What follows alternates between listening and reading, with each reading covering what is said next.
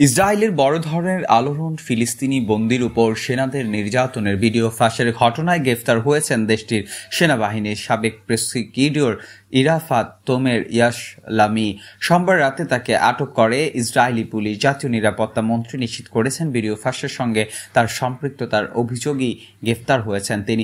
ভিডিওতে দেখা গেছে সেনারা এক ফিলিস্তিনি বন্দীকে আলাদা স্থানে নিয়ে নির্যাতন করছে। তাদের সঙ্গে একটি কুকুরও ছিল।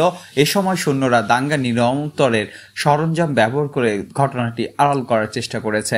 ভিডিওটি অনলাইনে ছড়িয়ে পড়ার পর দেশ জুড়ে সমালোচনার ঝড় উঠেছে। আর তার একই পরে নারী পদত্যাগ করেন এবং নিখোঁজ হয়ে যান।